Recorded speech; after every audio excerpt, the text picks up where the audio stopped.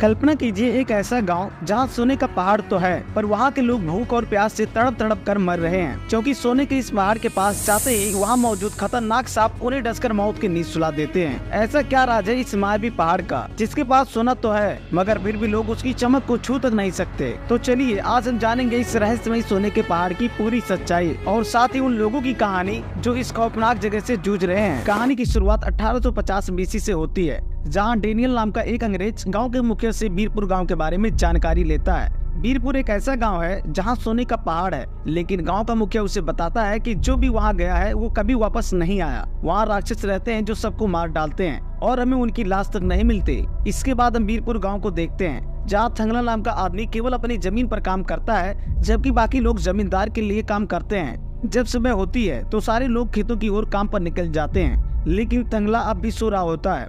उसकी पत्नी गंगम्मा उसे जगाने की कोशिश करती है और भला बुरा कहती है, पर थंगला फिर भी नहीं उठता। जब गंगम्मा उसे उठाने के लिए उसके पास जाती है, तभी थंगला एक सपना देखने लगता है, जिसमें वह एक बहुत बड़े युद्ध में लड़ रहा होता है। जैसे ही उसकी आंख खुलती है, वह गंगम्मा पर हमला कर देता है। उसके बच्चे यह देखकर बहुत डर जाते हैं। फिर थंगला हंसते हुए अपनी पत्नी को मनाने की कोशिश करता है और कहता है, मैंने तुम्हें कितनी बार समझाया कि मुझे ऐसे मत उठाया करो। इसके बाद थंगला और उसकी पत्नी खेत की ओर निकल जाते हैं। फिर कहानी में पशुपति नाम का एक पंडित आता है, जो गांव के लोगों से पंडित बनने की बात करता है और उन्हें जनेऊ पहनाता है। थंगला का बेटा अशोका भी यह सब देख रहा होता है। पशुपति उसे पंडित बनने के लिए बुलाता है। तभी गंगम्मा वहां आकर अशोका को खेत में ले जाने के लिए बुला लेती है। थंगला अपने खेत में कटाई शुरू करने से पहले पूजा करता है। तभी उसकी पत्नी पर कोई देवता आ जाता है, लेकिन थंगला उसे शांत कर देता है। रात के समय थंगला के बच्चे उसे कहानी सुनाने की जिद करते हैं। थंगला अपने बच्चों से बहुत प्यार करता है। वह कहता है, मैं कहानी सुनाऊंगा, लेकिन सबको हूँ करना पड़ेगा। थंगला कहानी शुरू करता है। बहुत समय पहले की बात है, जब इस जंगल को पार करोगे तो एक नदी मिलेगी और उसके बाद एक पहाड़ आता है जो हाथी के आकार का है। एक दिन हमारे महाराज एक युद्ध जीत कर लौट रहे थे। तभी उन्होंने देखा कि कुछ लोग उस नदी से सोना निकाल रहे हैं। मेरे परदादा भी वहाँ सोना निकाल रहे थे। महाराज ने कुछ लोगों को मेरे परदादा के पास भेजा, लेकिन मेरे परदादा बहुत बड़े वीर थे। उन्होंने और उनके साथियों ने महाराज के सारे आदमियों को मार दिया। इसके बाद मेरे परदादा खुद महाराज के पास गए। जब वे वहाँ पहुँचे तो एक आदमी ने उनके पास से सोने की पोटली काटकर महाराज को दे दी। महाराज ने इतना शुद्ध सोना देखा तो उनकी लालच बढ़ गई। मेरे परदादा ने महाराज से कहा, सोना उसे ही मिलेगा जिसे इसकी जरूरत होगी। अगर तुम दूसरों के लिए ढूंढोगे तो तुम्हें कुछ नहीं मिलेगा। महाराज ने फिर भी अपने सेना को नदी में सोना ढूंढने भेजा, लेकिन उन्हें वहाँ सिर्फ पत्थर और मिट्टी मिली। तभी महाराज के पंडित ने एक मोर को देखा और उसके पीछे गया। उसने वहाँ एक सोने का पहाड़ देखा और ये बात महाराज को बताई। महाराज सोने का पहाड़ देखकर और भी लालची हो गया और बोला, मुझे ये सोना किसी भी कीमत पर चाहिए। मेरे परदादा ने महाराज को समझाया कि सोने का पहाड़ विनाश लेकर आएगा, लेकिन महाराज ने उनकी बात नहीं सुनी। उन्होंने अपनी सेना को पहाड़ के पास भेजा, लेकिन जैसे ही सैनिक पहाड़ के पास पहुँचे, उन पर सांपों का एक झुंड हमला कर दिया। एक सांप महाराज को डसने वाला था, तभी मेरे परदादा ने उसे बीच से तोड़ दिया। सांप ने मेरे परदादा को भी डस लिया, लेकिन उन्हें कुछ नहीं हुआ। महाराज ये देखकर हैरान हो गए। मेरे परदादा ने बताया कि हमारा शरीर अब जहर का आदी हो चुका है, इसलिए हमें कुछ नहीं होता। फिर मेरे परदादा ने महाराज को बताया कि वहाँ एक मायावी औरत आरती रहती है। जब तक वह जिंदा है सोना कोई नहीं ले जा सकेगा। लेकिन महाराज की आंखों में अब सिर्फ सोना ही दिख रहा था। वह बोला, सांप हमारा कुछ नहीं बिगाड़ सकते। उसने अपनी सेना को फिर से भेजा। इस बार आरती ने माया से तीरों की बारिश कर दी, जिससे और भी सैनिक मारे गए। महाराज परेशान हो गया और उसने मेरे परदादा से पूछा, क्या इस माया वाली औरत को मारा नहीं जा सकता? मेरे परदादा बोले, मैं उसे मार सकता हूँ, लेकिन बदले में मुझे जमीन चाहिए जो मुझसे छीन ली गई थी। राजा ने कुछ देर सोचा और उसकी बात मान ली, क्योंकि उसे सोना चाहिए था। मेरे परदादा अपने आदमियों के साथ पहाड़ के पास गए। वहाँ बहुत से लोग मारे गए। अंत में मेरे परदादा ने सभी माया वाले लोगों को मार दिया। तभी आरती खुद सामने आई और उसने मेरे परदादा के सभी साथियों को मार दिया। लेकिन मेरे परदादा, जो एक बहुत बड़े योद्धा थे, वे आरती को पकड़कर बांध दिए। महाराज सोने के पहाड़ के पास गया। सोना हाथ में लेकर बहुत खुश हुआ। तभी पता चला कि वह सोना नहीं बल्कि मिट्टी थी। राजा गुस्से में वहाँ से जाने लगा और सोचा कि मेरे परदादा ने झूठ बोला था। मेरे परदादा ने कहा, आरती के पास सोने को मिट्टी में बदलने की शक्ति है, लेकिन महाराज ने उनकी एक बात भी नहीं सुनी। वहाँ से जाते समय पंडित ने राजा से कहा, शैतान मूली का सिर काट दो, इससे में असली सोना मिल जाएगा। जैसे ही राजा ने मूली का सिर काटा, आरती बहुत गुस्से में चिल्लाने लगी। तभी मेरे परदादा ने आरती पर हमला करके उसका पेट फाड़ दिया। आरती का खून जमीन पर गिरते ही वहाँ के कंकड़ पत्थर और मिट्टी सोने में बदल गए। राजा यह देखकर बहुत खुश हुआ, लेकिन उस दिन मेरे परदादा एक भी सोना लेकर नहीं आए। उसी दिन से मेरे परदादा को उनकी जमीन वापस मिल गई, जो आज भी मेरे पास है। जैसे ही कहानी खत्म होती है, गाँव का जमींदार थंगला की फसल में आग लगवा देता है। पूरी गाँव वाले आग बुझाने की बहुत कोशिश करते हैं, लेकिन थंगला कुछ नहीं कर पाता। सुबह होते ही जमींदार अपने आदमियों के साथ थंगला के पास आता है। जमींदार का मुंशी थंगला से कहता है कि उसे 20 पकौड़ा या 20 बोरी चावल देना होगा और उस पर ब्याज भी लगेगा। जब तक यह कर्ज नहीं चुकाता, उसे और उसके पूरे परिवार को जमींदार के यहाँ काम करना होगा। थंगला उस आदमी को पहचान जाता है जिसने उसकी फसल में आग लगाई थी। गुस्से में थंगला उस आदमी को मारने के लिए दौड़ता है, लेकिन जमींदार के आदमियों की संख्या ज्यादा होती है। वे सब मिलकर थंगला और उसके परिवार को बहुत मारते हैं। मजबूरी में थंगला का पूरा परिवार अगले दिन जमींदार के यहाँ काम करने लगता है। काम करने के बाद जब सभी लोग खाना खा रहे होते हैं, तभी एक आदमी आकर झुग्गी पीटता है। वह कहता है पीपल के पास तुरंत पहुँचो, ये अंग्रेजी सरकार का आदेश है। सब लोग वहाँ पर पहुँचते हैं। तुम सबको सोना ढूंढने में सरकार की मदद करनी होगी। यह वही सोना था जिसे थंगला के परदादा ने आरती को मारकर महाराज को दिलवाया था। सोना ढूंढने की बात सुनकर पूरा गांव डर जाता है और लोग भागने लगते हैं। मुंशी दोबारा गांव वालों को समझाता है, वहाँ कोई भूत प्रेत नहीं है। तुमको जितनी मजदूरी चाहिए सरकार सबको एक पकौड़ा रोज देगी। रात में ठंडा मौसम होता है, लेकिन तंगला सोना ढूंढने के लिए तैयार हो जाता है। गंगम्मा बहुत रोती है, लेकिन तंगला उसे समझाता है कि मुझे कुछ नहीं होगा, मैं सोना ढूंढकर कुछ ही दिनों में वापस आ जाऊंगा।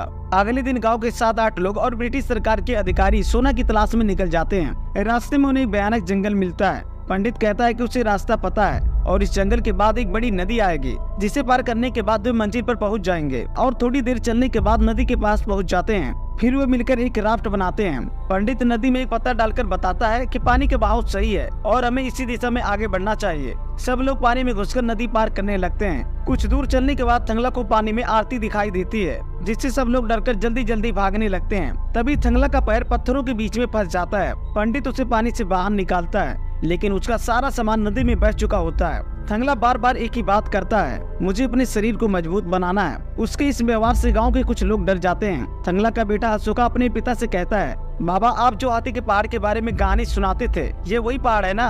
थंगला डेनियल को बताता है कि उनके राजा ने हाथी के पहाड़ के पास से सोना निकाला था, इसलिए हमें वही चलना चाहिए। डेनियल को यकीन था कि वहाँ सोना जरूर होगा, क्योंकि चोल और टीपू सुल्तान जैसे लोग यहाँ से सोना निकाला करते थे। रात को थंगला डेनियल से कहता है, मैंने जो काम किया है उसके बदले मुझे मजदूरी चाहिए। डेनियल उसे कुछ पकौड़े दे देता है। सुबह पंडित एक मोर पकड़कर लाता है और कहता है जहाँ ये मोर बैठेगा वहीं सोना मिलेगा। वह मोर को उड़ाता है और जहाँ मोर बैठता है वे लोग कई दिनों तक खुदाई करते हैं, लेकिन उन्हें सोने का एक टुकड़ा भी नहीं मिलता। एक रात उनके तंबू में आग लग जाती है, जिसे वे मिलकर बुझाते हैं। सुबह होते ही सब गांव वाले बहुत निराश महसूस करते हैं। रास्ते में उन्हें एक सांप मिलता है और वे उसका पीछा करते हुए एक कुएं के पास पहुंचते हैं। थंगला डेनियल से कहता है कि यह कोई सुरंग नहीं है, लेकिन पंडित कहता है कि वह झूठ बोल रहा है, यह सुरंग है और इसके नीचे सोना छुपा हुआ है। पंडित और एक गांव का आदमी कुएं में कूद जाते हैं। कुएं के अंदर उन्हें शैतान मूली का सिर मिलता है, जिसे देखकर वे डर जाते हैं और बाहर निकल आते हैं।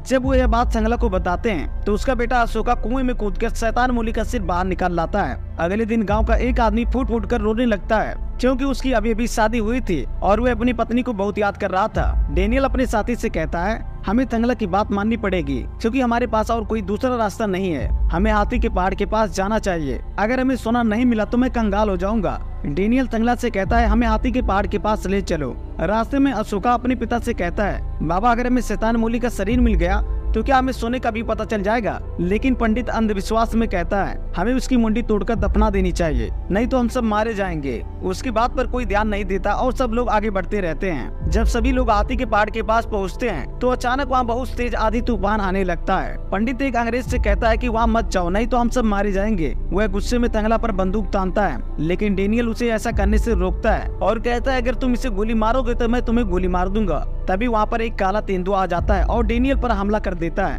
थंगला लाठी से तेंदुए पर हमला करता है, लेकिन तेंदुआ उसे घायल कर देता है। थंगला घायल होने का नाटक करता है और जैसे ही तेंदुआ उसके पास आता है वह उसे मार देता है। इसके बाद सभी लोग आपस में बहस करने लगते हैं। तभी थंगला वहाँ से भागने लगता है। सब लोग उसके पीछे दौड़ते हैं। फिर हम देखते हैं कि आरती अपने मायावी फौज के साथ उन्हें देख रही होती है और वहाँ बहुत सारा धुआं हो जाता है। थंगला को लाची महाराज की पूरी सेना दिखाई देती है, जिसे वह कहानियों में सुनाता था। इसी बीच अशोका को शैतान मूली का शरीर मिल जाता है और वह यह बात थंगला को बताता है।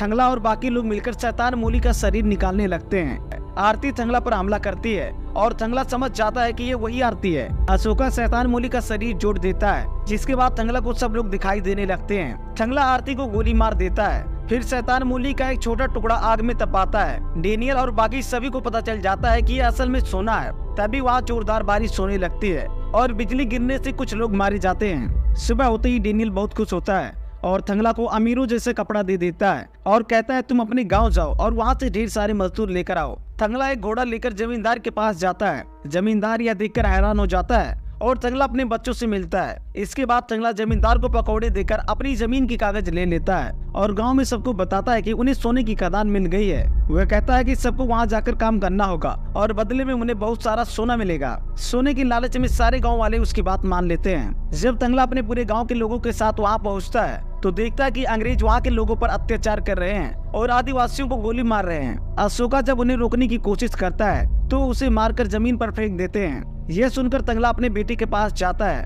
लेकिन अंग्रेज उसे मारते हैं और उसके कपड़े फाड़ देते हैं। तभी डेनियल वहां आकर सबको रोकता है। डेनियल अब गांव वालों से कहता है अब तुम सब मेरे गुलाम हो। यह सुनकर गांव वाले एक दूसरे को बेबस भरी नजरों से देखने लगते हैं। रात को थंगला अपने फटे कपड़े को सिलने बैठता है। उसकी पत्नी गंगम्मा अपने बेटे की हालत देखकर समझ जाती है कि कुछ गड़बड़ है। तभी अशोका अजीब सी आवाज में कहता है तुम सब जानते हो इस जगह पर सभी की मृत्यु निश्चित है, इसलिए यहाँ से तुरंत चले जाओ। सुबह डेनियल शैतान मूली की मूर्ति वहाँ खड़ी करवा देता है और सभी लोगों को काम करने का आदेश देता है, लेकिन अशोका पेड़ के पास खड़ा होकर बस देखता रहता है। रात के समय थंगला को फिर से आरती दिखाई देती है जो कहती है सदियों से चल रहा युद्ध अब समाप्त होने वाला है। तभी गंगम्मा वहाँ आ जाती है और पूछती है तुम किससे बात कर रहे हो।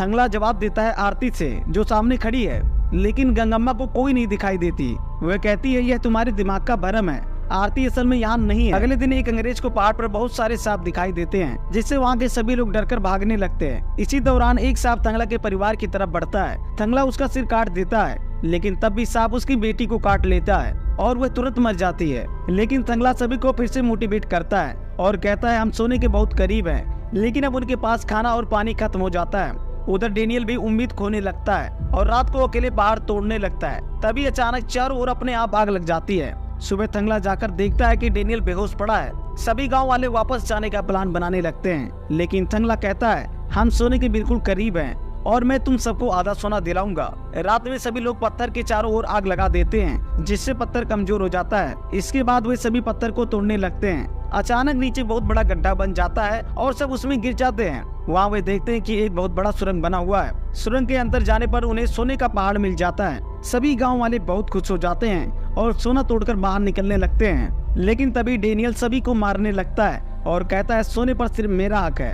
थंगला सबको बताता है कि तुम सब आपस में लड़ना बंद करो, ये सोना असली नहीं है। आरती ने हम सबको चमकने वाले पत्थर देकर धोखा दिया है। तभी आरती सबके सामने आ जाती है और हमला करने लगती है। लड़ाई के दौरान थंगला को याद आता है कि पिछले जन्म में वह भी आरती के साथ मिलकर सोने की रक्षा किया करता था, इसलिए अब वह आरती की तरफ से लड़ने लगता है और डेनियल को मार देता है। थंगला आरती से कहता है मुझे सब याद आ गया कि मैं कौन हूँ। वह आरती से रिक्वेस्ट करता है हमारे लोगों की भलाई के लिए हमें सोना ले जाने दो, हमें जीने के लिए इस सोने की बहुत जरूरत है। इसके बाद आरती थंगला को सोना ले जाने की अनुमति दे देती है। फिर थंगला सुरंग के अंदर जाता है और वहाँ असली सोने का पहाड़ दिखाई देता है। थंगला सोने का एक टुकड़ा लेकर बाहर आता है और पूरे गांव वालों को दिखाता है। इसके साथ ही ये दमदार मूवी यहीं पर खत्म हो जाती है। तो दोस्तों अगर आपको वीडियो पसंद आई तो वीडियो को लाइक करें और चैनल को सब्सक्राइब करें। फिर मिलते हैं एक और शानदार कहानी के साथ, तब तक के लिए बाय बाय।